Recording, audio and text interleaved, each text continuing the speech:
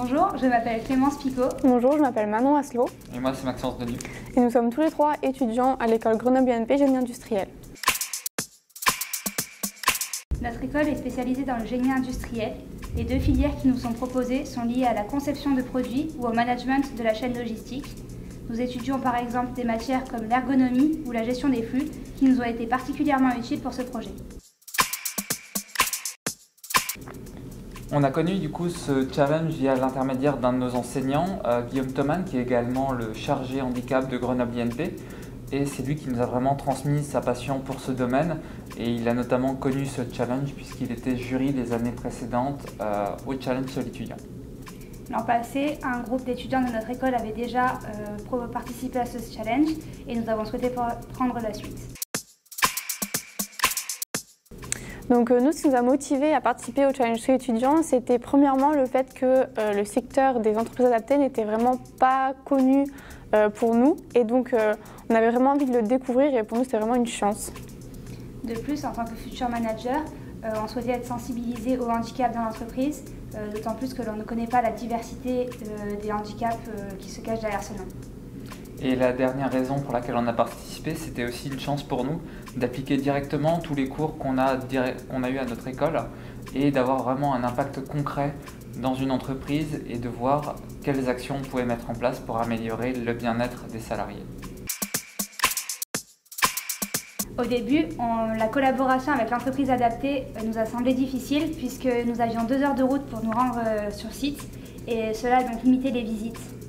Mais on a tout de même réussi à en faire plusieurs et on a notamment pu compter sur l'implication de tous les employés, du directeur de la production et du directeur de l'entreprise adaptée qui ont toujours su nous donner les informations dont on avait besoin, qu'on soit directement dans les locaux de l'entreprise adaptée ou en dehors par échange de mails. Et la pandémie de coronavirus ne nous a pas stoppé dans notre élan puisqu'on a su mettre en place avec l'entreprise des bons moyens de communication et on a pu continuer notre travail efficacement.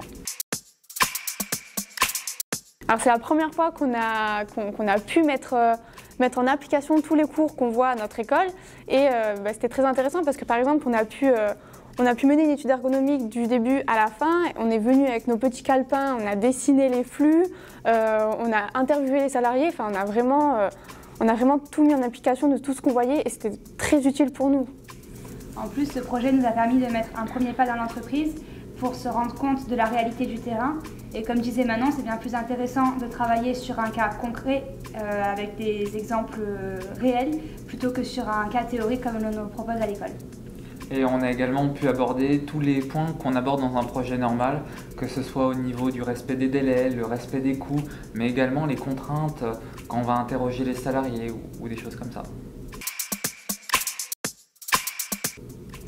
Oui, bien sûr, on recommanderait ce challenge à d'autres étudiants puisque c'est vraiment une expérience à vivre, c'est une expérience enrichissante tant au niveau personnel que professionnel pour plus tard.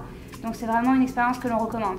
Mais personnellement, je l'ai même conseillé à ma filleotte d'école, donc ouais, c'est vraiment quelque chose à faire.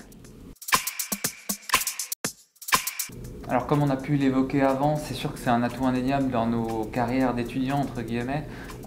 C'est toujours une expérience en plus qui va nous être utile, que ce soit pour chercher un stage ou un premier emploi. Mais je pense que ce qu'on va vraiment retenir, c'est tout l'aspect humain. On a vraiment rencontré des gens incroyables.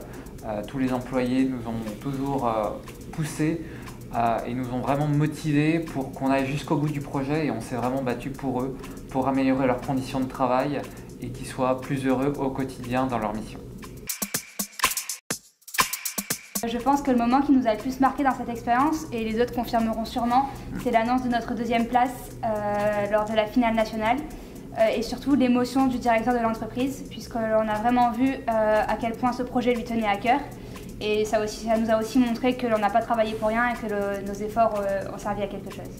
Et même si on n'a pas pu participer à la finale à Nantes, se déplacer tous ensemble à Nantes, on a quand même fêté ça avec un petit zoom apéro. Voilà, c'était la petite anecdote, voilà, on était vraiment contents.